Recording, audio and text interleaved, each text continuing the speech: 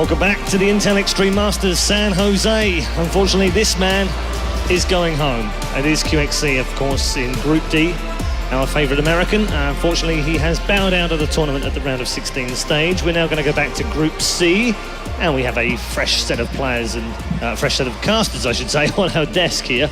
Sean's back with us. Gumio. Gumio. I got told by Todd I had to... Well, it's really funny, Todd.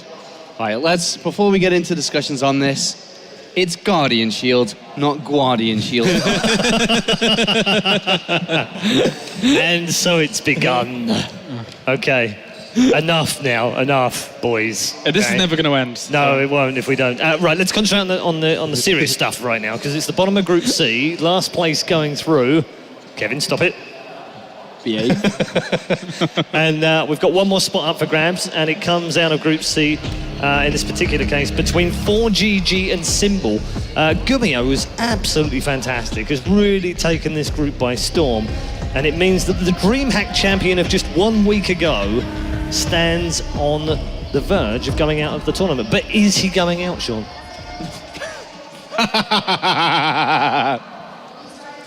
There you go. I think I have a response. Kev?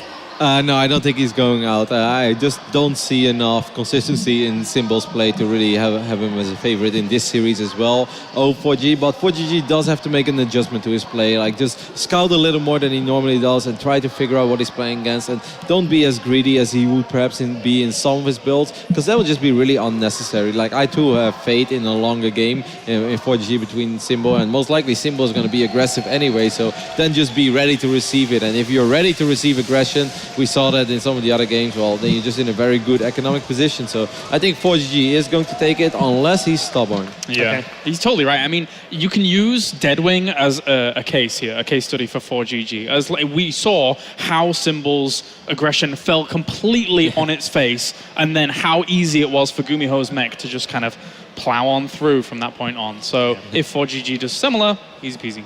You know you're in a good position when you have a bunch of swarmos and you just actually run into them with your tanks and Taurs. Like, that's something early on when it's very, very right for you, because normally you do have to respect the swarmos a little bit. A little bit, not too much. Are we going to see some swarm hosts here, do you think? Yeah, no, we probably will, because it's mech. From ForGG. And he knows it's going to be mech as well. The best way, the only way to beat mech good, I suppose, properly, is going to be Swarmos, so. Okay, all right. Quick predictions from all of you, because we're going to almost ready to go down and invite the players on. So we'll start with James. ForGG 2-0. Wow, bold. I think it's going to be a 2-1. I think Symbol will win a map, but I think ForGG advances.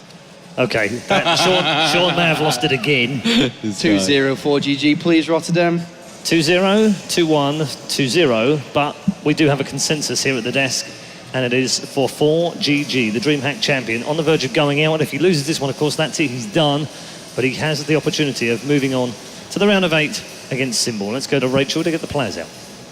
Thanks so much, guys. ForGG coming off a win at DreamHack, got all the support from the casters. How about from you guys? All right, there are a couple people that stay quiet, though. Who out there is for Symbol? That's what I like to hear. Well, let's welcome them both to the stage. First up from Millennium, it's ForGG.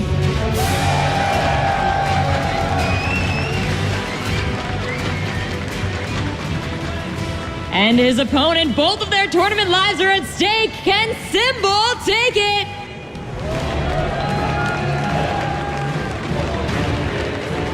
All right, you were friendly backstage. Let's see how friendly you are now. Shake hands, gentlemen. Casters, take it away. Touche, Apollo. Touche. You can't let it go. We just introduced the players. And then after that, you're like, and by the way, Apollo said something 5 minutes ago. And that wasn't cool, man. But guess what? I'm hyped for this match. Gumiho, sometimes known as Gumiho, he's one of the few players to, ForGG is one of the few players to consistently go for mech in this matchup. We've seen him do it time and time again, especially at this most recent DreamHack. And I actually think that will work more towards Symbol's favor, because it will give him breathing room to play a longer game. The thing is, I feel like Symbol doesn't have that much confidence against Stern in general and ForGG. That's after speaking with him earlier, by the way. And I think that's why he all-in the way he did, or just play, in a cheeky way when he had to face ForGG earlier in this group. And, the all-ins worked.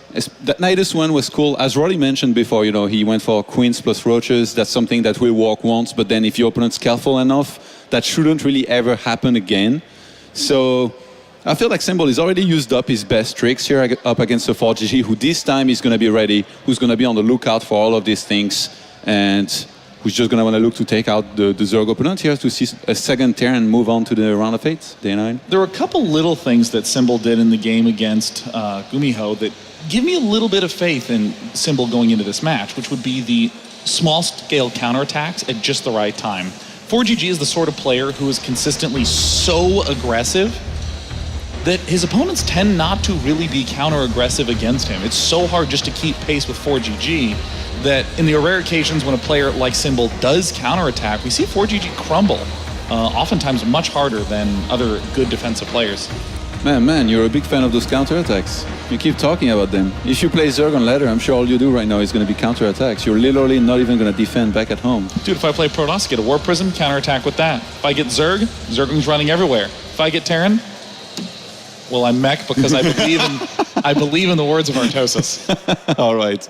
Let's hope he plays mech. I think it's pretty entertaining, and up against a Symbol who just, I guess, loves to play with like lots of roaches, Painling and roaches, does a bust here and there. I guess opening with some sort of, Hellions and then into tanks and stuff like that. You could do very well in defense as long as you're not too greedy and you put the effort in to try and see it coming. Yeah, and whoa, this is not the set of maps that I would have expected at all in this series. I mean, very often, wow, that's weird. Okay, so Catalina, amazing for tank aggression against Zerg at key mid-game times. A lot of Zergs love to downvote it. Deadwing, a lot of Zergs hate spawning in the vertical positions, so they try to avoid this map. Merry-Go-Round winds up in map pools, and lately Zergs have been having more comfort on it, but still kind of tricky. I mean, I am shocked to see the set of maps in this map set.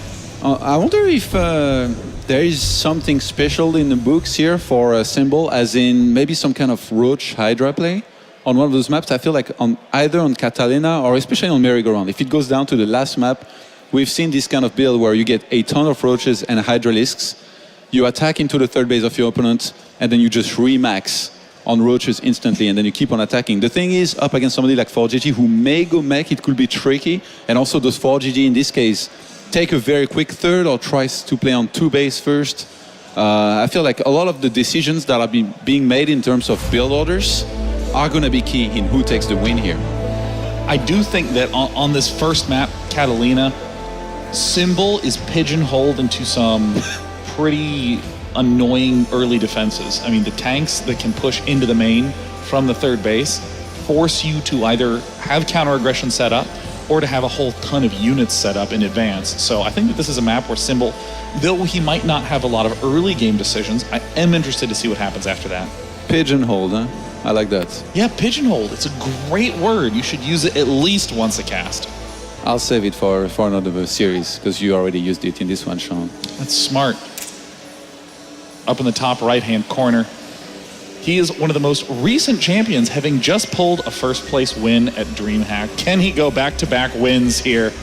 It is Millennium's ForGG.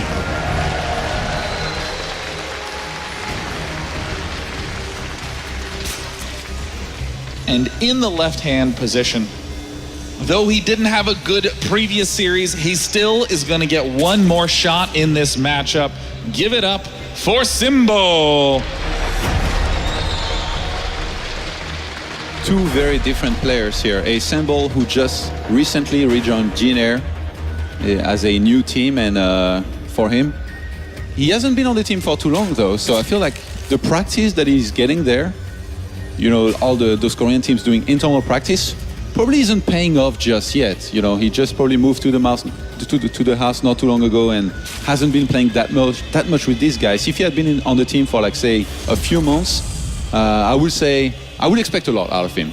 Whereas ForGG, this guy is practically European. He's been living there for quite a while. A lot of Europeans actually consider him sort of as a European, and He just practices very actively there, and he disproved the theory that says that in an international tournament, only the Koreans that have practiced at the highest level in Korea have a chance to win by winning DreamHack. Yeah, I mean, which was amazing. yeah, I mean, one of the reasons why people give so much credence to whoever practices in Korea is that if you're just getting beaten a lot by better players, it helps you notice what's wrong. It helps you notice what you can do better to get ahead. And ForGG is a player who has always been exceptional at just noticing those weaknesses on his own. And he, you know, since he's playing independently, finds his own style. I mean, already here we see ForGG's style emerging. That is an 11 barracks, 11 refinery. That's a very, very fast Reaper. Yeah, no, I fully expect him to, behind this, you know, go into the standard Hellions and all that. I don't think he does too much funky stuff in terms of pulling a build with like double factory and blue flame, but ForGG loves his Banshees. How likely do you think it is here that we're going to see something like a high count of Banshee cloak play like we saw at DreamHack? Well, he's setting himself up for it a little bit. I mean, by getting your gas geyser so early, yeah, you get to do the Reaper play, but all your follow-ups also have to be gas heavy to justify getting gas that quickly. So if he is putting on a lot of pressure right here, he's essentially saying, I want to deny your third as long as possible. I want no creep to be there. And like you say, Banshees are a great choice to continue to exploit that. The Reaper here, ideally would like to achieve the same as Gumiho earlier against Symbol. Not going to do nearly as much, I think. This is what makes it so frustrating and so tense to play against ForGG. He does this stuff in like every game. He's delayed the second command center quite a bit by getting that bunker, and now he's going to have to start the factory here in a second. But a third Reaper on the way for ForGG, who's committing a lot to this aggression here. 3 Reapers, that is a lot. He's going to try to force as many units as possible and possibly pick off a few units here and there. This is a very impressive response from Symbol. I mean, although he lost a drone and a handful of Zerglings, he is really not overreacting. He's playing this out very calmly. Look at him, he's already beginning to add on drones. He knows exactly how much he needs. He's gone all the way into Terran's base and he knows exactly what's up. And he got the perfect scout across the map, seeing that second refinery go down for ForGG here. Symbol right now should know that there is a very high possibility he's going to have to face some Cloak Banshees, and that's always good, you know, to know that long in advance. Unless he forgets somehow along the way, he's going to be prepared. Yeah, but even then, even though this is what's so great about following up with Cloak Banshees like you brought up earlier, I mean, Symbol hasn't even started a third. Normally the third base is going down right around now. Look at the money for Symbol. He is extremely low on cash. He's already having to build an Overlord. He's built so many Zerglings that he's low on drones.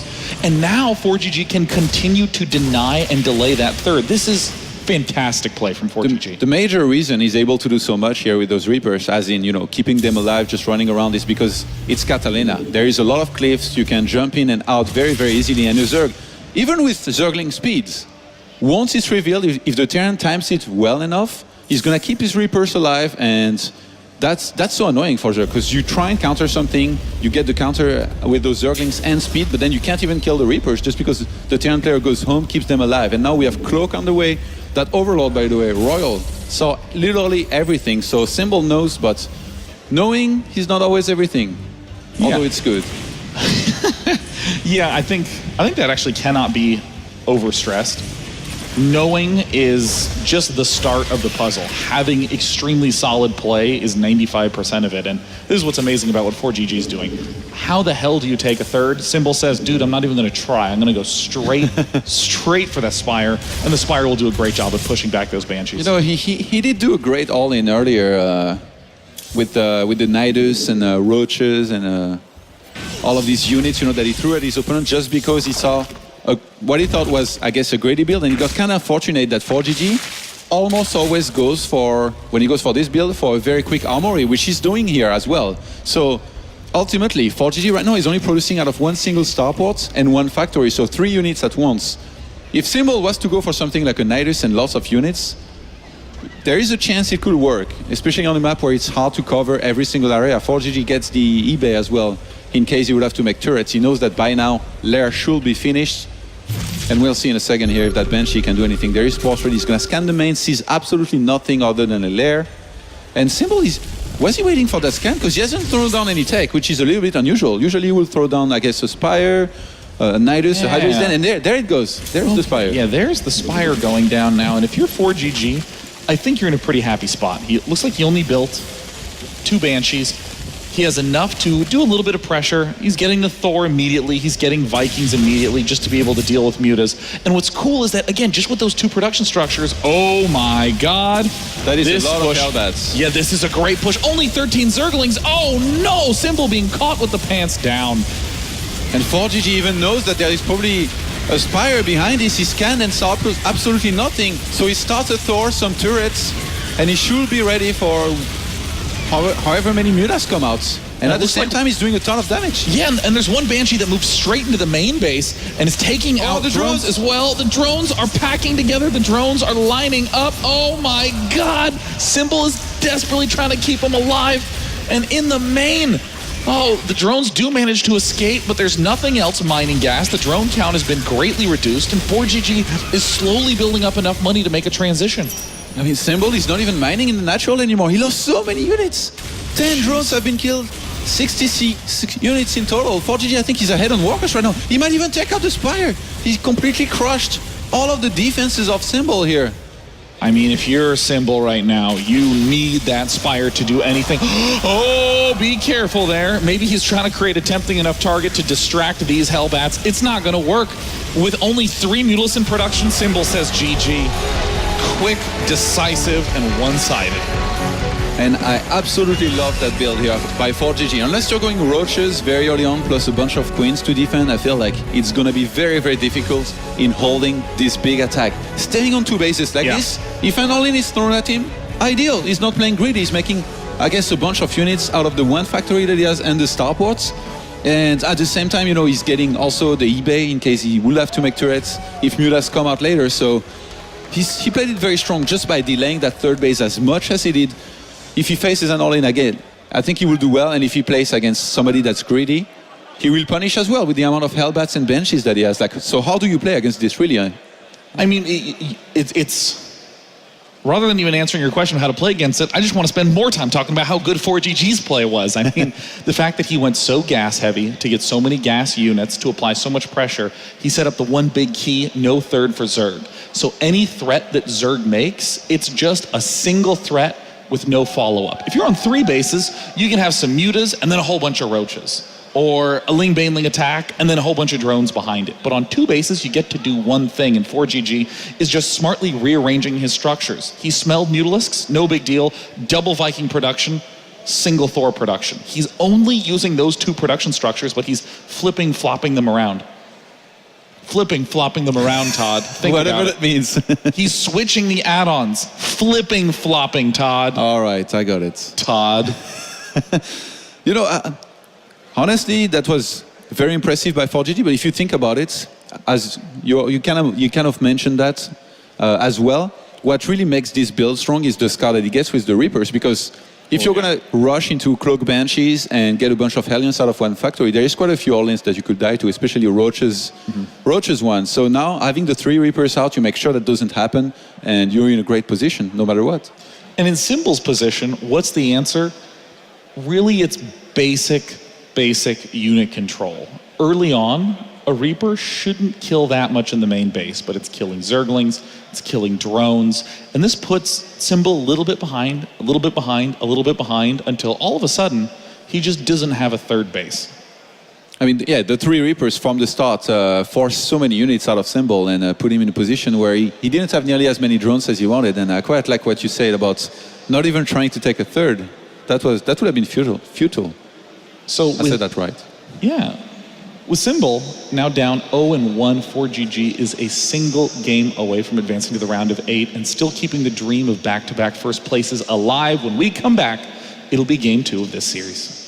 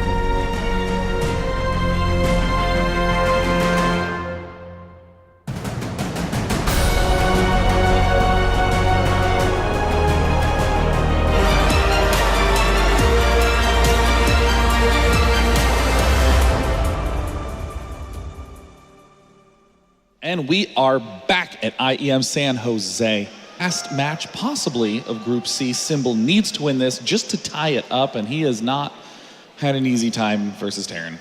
Yeah, so far my prediction of today, not doing too bad within this group. I did say that both Terrans will advance. It's time for Terrans to advance. 3 Zergs and 1 Protoss. I thought this was the Terrans era, man. Yeah, and I mean, as dominant as Zerg has looked, I mean, ForGG and Gumiho look like they are on completely different levels.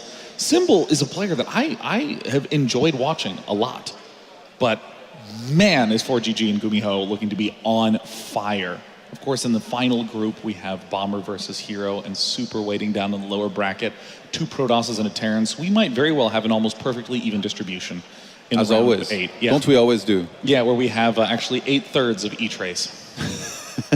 And whenever there is a single Zerg in the last few players, he wins the He tournament. wins the tournament because that last remaining Zerg is always Startail life. Now, at this point in time, if you're Symbol, I mean, do you just go back to the usual all-inning that got you the 2-0 before? The thing is, he's even if he had planned an all-in in the previous game, the way that 4GG opened and slowed down the economy of Symbol, he might have had to change his plan from there, Having Reapers thrown at you, a bunker, you are almost always going to be forced to get a bunch of Zerglings and Mutas. He got speed as well. It was a massive investment with which he achieved absolutely nothing. Didn't even shut down the Reapers. I mean, he didn't even catch them and kill them.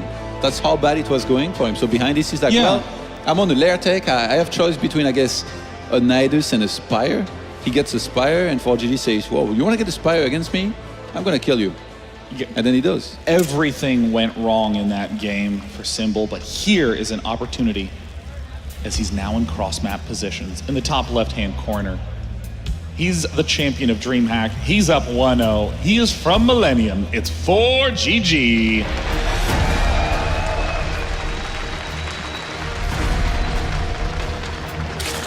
And his opponent down in the bottom right.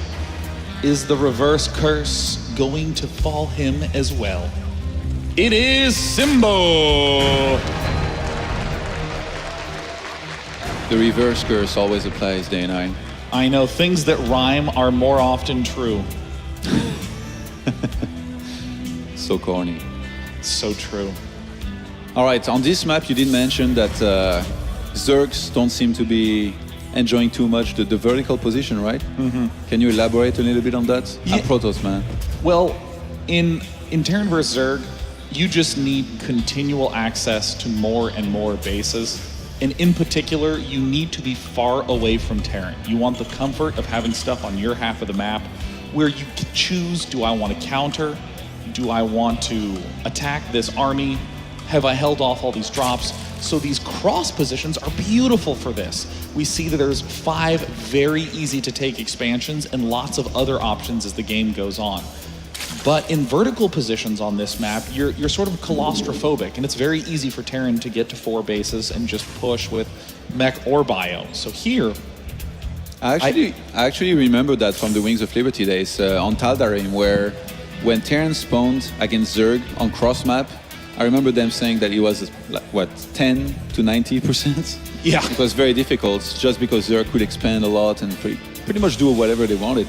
yeah, you can cut off reinforcements. I mean, that's such a huge thing, is that Terran winds up with 2 half armies once he gets to the front of the base. So you, as Zerg, kill off the one at the front and then kill off the one in the main base, and there you go. But here, I'm surprised to see 4GG so eagerly committing to this fast of a Reaper. Symbol went for a quick pull, maybe a little bit scared of something like a Turax here. I guess he doesn't like to drone scouts, and he doesn't want to bother, sending his overlords too much in the middle of the map. Yeah. So he's gonna go just for the quick pull, then hatch, and then extractor, so that he can get speed at least, not too late, in case he was to be again attacked by Reapers, which in this case, it's just one so far here for 4GG. Should be a reactor. There's a build that you have to be aware of as Zerg, but once you are aware of it, it seems like Terrans always lose when they perform it, and that's just dropping a tank behind the rocks at Symbol's natural expansion. Ooh, naughty. Yeah, I mean, right, you get the tank down there, it's, just to the left of this hatch that we see, you can easily drop the tank, But the fact is that Zerg is just going to be able to kill off the rocks at the left. Look, he's already heading over. He's going to kill them off. Yeah, and that little tank drop spot right there is going to be utterly negated. Someone earlier today cleared those rocks, though, knowing. So I think Symbol here surely is going to want to look forward to try and do that himself. But that Reaper, I guess, might be annoying up until there is speed, in which case he's going to be shut down. The thing is, how many Zerglings do you get here? Do you know that for sure it's just one Reaper? And then do you try and go for the surround? I mean, in this position, I think you have to drone, and then you have to get 4 to 6 Zerglings right around now to begin chipping down those rocks. Because, I mean, again, even if you are pretty sure he's not doing the tank drop, it's so easy to clear out the rocks and make sure you don't auto-lose. Okay. Sounds smart, man. You've studied that map. You've abused Darren yourself on it, and now you know how to counter your own cheeses. Well, dude, frankly, like, I've seen 3 top Terran players go for the same tank drop and get murdered. Like, the Zerg destroyed the tank drop and counterattacked and won immediately. So it kind of makes me wonder why so many players keep going for it. It looks like ForGG it doesn't even matter. He's like, well, no, I don't know. I like mech. I'm going to mech. Is that okay? Can I mech? And you know what? You can mech. Surely if you go for a tank drop, though, and the gates, the floodgates are open, you can just evacuate with a medivac, right? In theory, but then your front is super undefended. Okay. And it's those counter swings that are really hard to deal with. Hellions are really unsung heroes. You see them every game, but man, are they critical to staying alive in this matchup. Symbol, even though he's playing against just the single Reaper early on, he's quite afraid of that attack that's going to come his way here, with which we could see an elevator, by the way, into his main with these Hellions plus Marines. So he stayed on 2 base for a quite long time. This is definitely one of the maps where you could try and take an earlier 3rd base, but I guess he must have scouted with one of his overlords. I think one of them died, and maybe he saw the production facilities, and he's like, well, I don't want to... Yeah, he saw the factory with the reactor, which is standard. Kind of missed a little bit here, but this is... Symbol is, again, going to go into a quick spire. Does he die here? If Symbol can hold this off, he is going to be in fantastic shape. Banshees are going to get easily killed. The Hellions are going to get easily pushed back. But, I mean, Symbol is having to spend a lot of larva building the Zerglings right now. There's Hellions at the front, and now that there's the drop there, ForGG might not even try to push in for the kill. He knows that the 3rd isn't going to be coming anytime soon, and they'll probably just get faster Thors. He's going to start dropping Marines in the main. Zerglings are ready. We have a lot more Zerglings on the way. ForGG has forced so much, and actually, he still has lost nothing, and he's got so many Hellions against just pure Zerglings. Now he's going to go for the elevator, and the Spire is not that close to finishing. That Mutas will be made on time to help to defend this. I mean, ForGG is about to do pretty big damage. Even if no units in the main base die, ForGG has successfully delayed that 3rd by miles. The Zergling counterattack is going to be attempted, but here comes the push at the front. Here is the Day 9 counterattack we talked about earlier. Kaboom! Gonna get into the natural. That's how it's done, Todd! You counterattack the aggressor, and very often he's so focused at the front. Oh no! Hellbats are up, and now Symbol's on the run. 8 Mutalisks not quite finished. The natural might fall. Cloak just finished as well, and I don't think there is a single spore made anywhere, so even though he's getting Mutas, if a Banshee was to fly actually into that base, or even into the main, it could do quite some damage on the drone count. Even those overlords are getting hurt by the Marines and dying. Oh my god, the Hellbats deal damage so quickly. We're seeing the Zerglings attempt to surround. We're seeing the Mules pop out immediately trying to target the Marines to make sure that they will do guaranteed damage for the rest of this game. And we're seeing Symbol looks like he might barely be able to keep this alive. No! ForGG gets the natural. And the Mutas are now out and will clean most of this attack. Both players have lost a few walkers here and there. 2 Hellbats remain in the main here for Symbol, who has taken so much damage. I mean, even though he's got a hatch about to come out here at the 3rd base, he lost so much mining time in comparison to a ForGG who was still well saturated on 2 bases, was spamming mules down, and who's now getting turrets to get ready for those Mutalisks, which shouldn't really do much. I mean, even a Thor is about to come out against just a very few Mutalisks. Yeah, this is one of the reasons why ForGG so commonly follows his aggression up with mech. Symbol's gonna come in here, he's gonna run into turrets, he's gonna run into Thors, and of course the Vikings are really one of the most critical pieces to all of this with their range 9. And, you know, Symbol has to head for the hills. If you were going for bio, you would be starting Stim now. you would be able to do nothing for a long time. When you're mech, you want to do nothing for a long time. You don't want to do anything for a long time. That sounds about right. Getting the quick +1/+2 on the Armory, I mean, I guess since he had to make it for the Hellbats anyway, so smart. That's going to benefit both the Vikings and the mech units on the ground. So ForGG starts the third command center now. He knows that he's done quite some damage, but Symbol, not out of it just yet. Just remade a bunch of drones, and he's now going into a roach run as well as a single evolution chamber. So he's going to want to transition. Double command center, by the way, on the way? Yeah, he's going up to 4. This From 2 to 4 directly. Yeah, it looks weird, but it's a great play. If you're Symbol and you see someone open that aggressively and transition into mech, you should actually expand probably up to a total of 5 bases almost immediately. Because, I mean, what is the guy going to do? Is he going to send his Vikings with 2 Thors to you? I mean, there's not even extra factories done. He can't make anything but just one type of unit. So they're getting them now. Yeah, there tends to be, like, I'm going to say around 16, 17 minutes, probably closer to 17 actually. 17 minutes is when we're going to take a look at the unit tab, and that's probably the first time that ForGG looks like he's going to push. So if you're Zerg, you've got that 4-minute window to just build drones and power. And prepare. Anyway, he's making roaches right now. Symbol might be thinking about doing some aggression himself, or he's afraid of some kind of attack here, surely. Remember the Pult Viking that he would always get? I think he's just been upgraded to the ForGG Vikings. He could literally fly around the map right now and snipe overlords. And, ooh, this is a nice little angle that Symbol's found for himself. He's getting scouts, picking off SCVs. Yeah, a little bit of a weakness in ForGG's defense here, and I don't think he has any Thor nearby, and those are slow. But the Vikings now going to come back to defend this. You better fly away, Miklas. This is one of the big reasons why the Viking is such a critical piece to mech. It just has so much range that it's God, Symbol is very precise with those Mutalisks. It's so hard to do much of anything else. 3 SCVs making at the same time. ForGG right now still with a slight Walker lead with 4 Walkers more than his opponent. Symbol only making roaches. I guess Symbol knows that there is a push that's going to come. So as strange as it might sound, he's going all in, but a defensive all in. He's gonna only make units, and when ForGG moves out, Symbol's gonna try to crush him. Actually, he's going a little bit on the offensive. This is a terrible move for Symbol. I do not like this move for Symbol at all. ForGG now knows exactly what he needs to do. He just needs to defend and stay calm. If this works for Symbol, great, but if it doesn't, the game is done. And I think he changed his mind because he just started 13 drones here. Symbol as well as a burrow movement upgrade. He's getting an infestation pit as well. And yes, quite a few upgrades. +2 missile attacks. I wouldn't be surprised. You think he goes into Hive here? Surely, like this infestation pit is for that. Or Swarmhost, knowing that now the roaches won't be nearly as effective. I mean, Swarm Hosts are the solid direct unit. Like it's the thing that can fight. A little bit of an error. Nice gains. He goes into into Hive and gets. I guess he gets both then. He's gonna get everything, man. I was hesitating between 2 options. Symbol doesn't.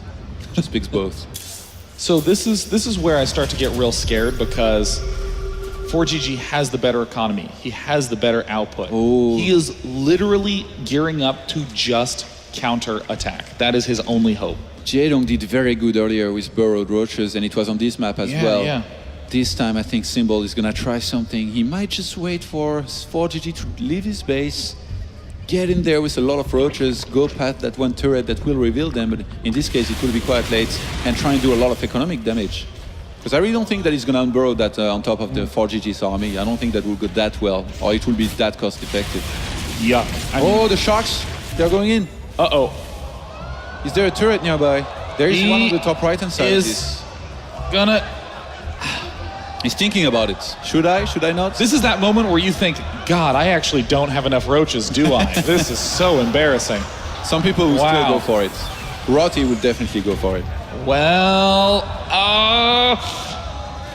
I guess the this turret is is too only far. hope. Oh my God, the air units are dealing so much damage in the main base. Symbol has set himself up for this to be the only way to win. I mean, the Viking... The turrets, they are too far from the mineral lines. Usually you get turrets in your mineral lines, but now, I guess he added one more, but ForGG is seeing this very late and he's gonna start losing SCVs left and right against a Zerg that has so much money. But right now, this is a hell back home for Symbol. Oh, another Zergling counterattack steps into the third base. The only hope right now for Symbol is to deal way too much economic damage. Way more than makes any sense, because the fourth base for Symbol is being attacked. The fifth base is being attacked. This game is suddenly low econ. It's a slugfest, man. Action everywhere. I think Symbol even made double Hydra is Den in the confusion. And I really like that he hit a bunch of roaches in the main, by the way. Even if the main part of the roaches is clean, he could use those later on to harass. And it looks like this base needs a transfuse fast. Nope, 31 health. He knew he didn't need to do it, Todd. It's a bait. It's a magnet. That's what you call it. You wait for the Banshees to come back in and transfuse last second, day 9, and you kill those Banshees. Bam. Oh, that's little cuteling blocking the base here. 10 Hydras getting produced because there's just nothing else that can deal with this Banshee Viking composition. And 4 Vipers, more importantly, 4 Vipers to deal with the mech army of ForGG, which must be starting to be massive. I mean, he's ahead by so much supply now, and having lost this many SCVs, I'm not sure what the army supply is right now, but ForGG, we might see a big push. 110 to 66. Oh my, I mean, ForGG has been playing this out supremely well. I mean, look at how many orbital commands ForGG has. I think he's at 5, 6. He can mule forever. He is at 5. Gosh, there's really that's no a way. lot of energy. Yeah. He can both scan and mule like crazy. He is both bomber and MMA at the same time. The roaches were getting tickled here a little bit. Had to use one more scan actually to kill the last one. A little bit annoying, that one. But now ForGG has defended. And being on 4 bases, I'm pretty sure he's going to want to start pushing very soon. He has so much supply. This is actually, this army is just so scary. I believe he has +2 as well, which is, with the mech army, just insane. And I really like the ratio of Hellbats to Thors and tanks, by the way, here by ForGG. Very good mix. Yeah, you never need to overdo it on the tanks. You just need to keep the few solid damage-dealing tanks alive. This is like a perfect composition from ForGG, and it's kind of funny. No need to attack. We got 4 easy bases, and the Banshee Vikings dealing plenty of damage. And you know, we look at Symbol, who's doing his absolute best to hold this off, but at the end of the day, it was that period of time way back at 12, 13 minutes where you gotta just expand, secure a lot of resources, because this attack for Symbol worked, and he's really far behind. That's what happens when you're against mech. Oh god, I'm really afraid he tries to get in there, not knowing there's a turret now. Just gonna pull back for now, Symbol. +3 starts for ForGG as well as an additional command center. Does he really not want to attack anytime? So usually around the time you max is always the time you're gonna want to attack, but Symbol's gonna take the fight to ForGG, Wow. who's very clumped up with his units. Blinding clouds send the army back, but does it even matter? Oh, ForGG could unsiege and just 1A at this point, and he's not even really retreating, he's just walking forward in the midst of all that. The front line is starting to fall. Blinding Cloud is only going to last a few more seconds, and then suddenly it's going to be volley after volley of tank fire, an easy defense for ForGG, and Symbol is still on 3 bases. Blinding Cloud helped a lot, and GG! Wow, ForGG. I mean, at a very fundamental level, Symbol did not have a game plan against mech at all. He was doing pretty okay even after losing his natural expansion, and then put it all on one attack, and it worked. And he still didn't have enough money. You need money versus mech.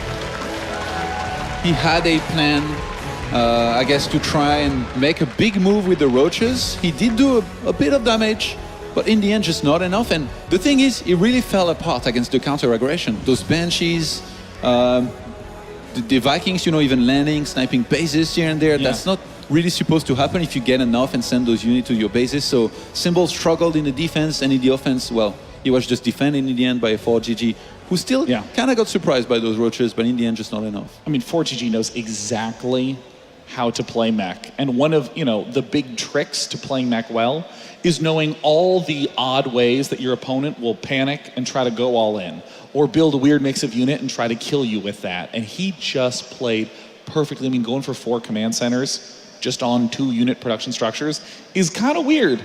And the perfect play to do then when he was ahead in economy. Just defend for the win. Gorgeous play from ForGG. You know, if ForGG, if that had been a very quick game in which he played on 2 bases for a long time and just attacked, I would have admitted that Rowdy was right and that 4GG, he doesn't like try to bulldoze in macro and just attacks on 2 bases. But this was some very, very solid mech macro on a lot of bases with a lot of orbitals. So I'm not going to admit that I was right. That I was wrong, sorry. And I was right about the prediction. I had to say that as well, just to set up the tone for the next expert bit. But I guess it's time for an interview with Victor here, 4GG. Smix, how is he doing? Well, we're right about to find out, but once again, give it up for 4GG on making it to the quarterfinals.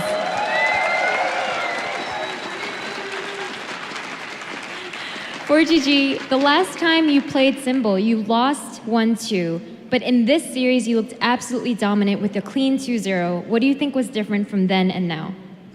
Before I lost against Symbol because build rules. So today I didn't start first CC and just safe build and then I won 2-0. Well, 4GG, you make it sound so easy, but you're on an absolute hot streak lately. You're coming off of winning DreamHack Winter, and now here you're already in the top 8. What is it about now that you're doing so well? I don't know. I always practice win rate is very good, but tournament always not so much good. But after DreamHack Winter Champion, I think I got something boost. So.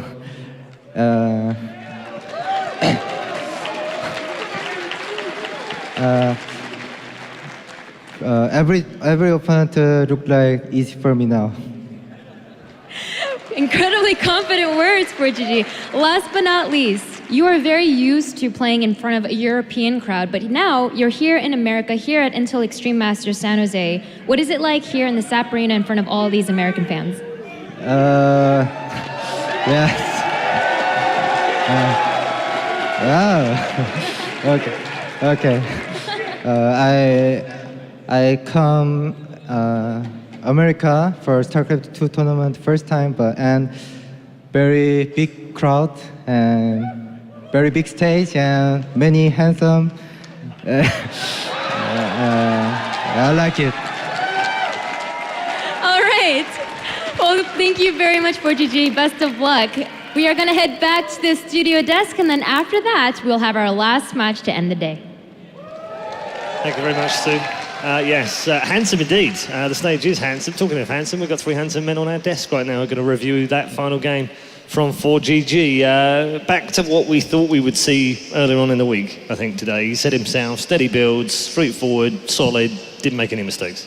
Yeah, he was very surprised in the first series against Symbol, but I knew, and all of you knew, that it was going to be a rematch and he was going to win it.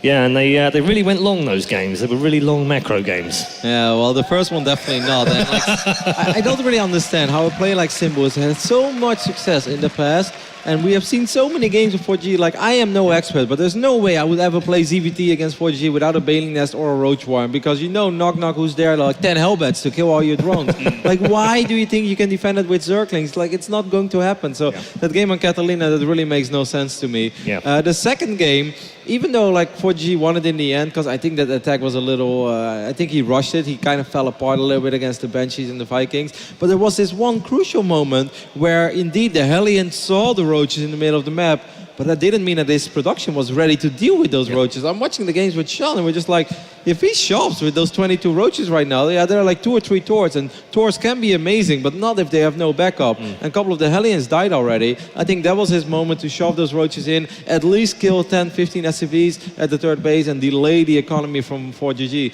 But he didn't, he just sat around and he burrowed and he waited. And I was going to talk to you about that, James, because you love that move, but it didn't really pay off. I mean, he burrowed them.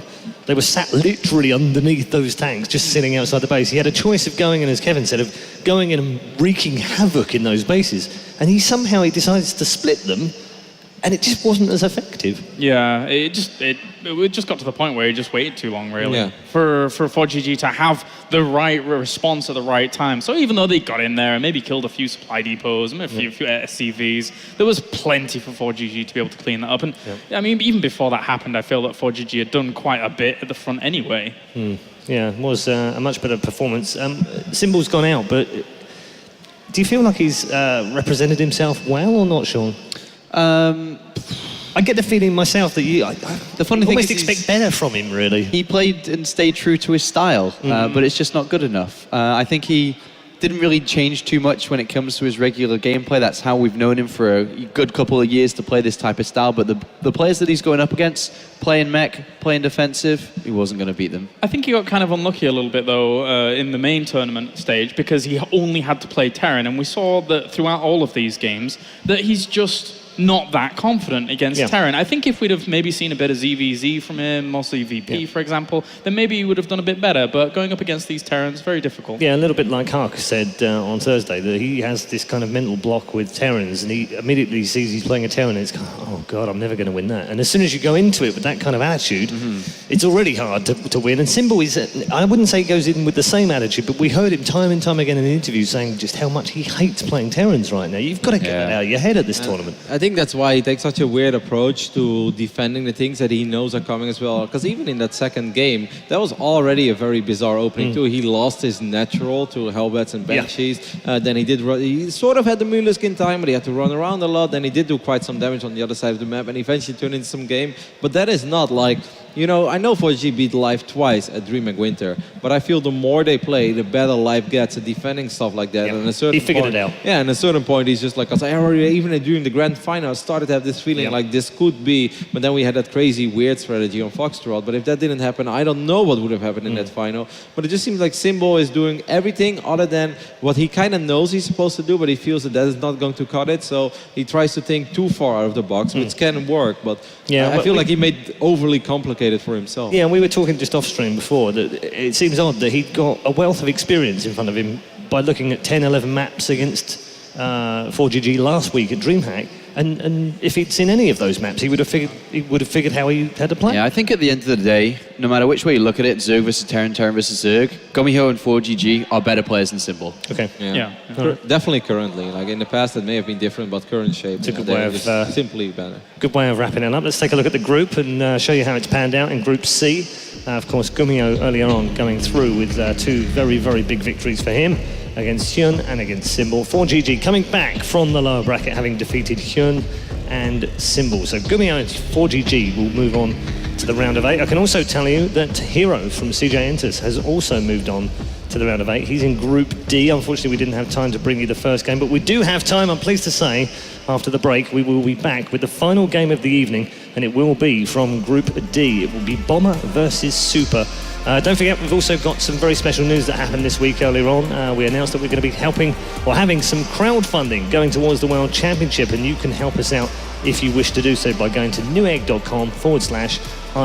If you're in the hunt for hardware, head over there. There'll be some discounted hardware, some full-priced hardware that you're more than welcome to buy, and a percentage of those sales will go towards the prize money for the World Championship in March in Katowice.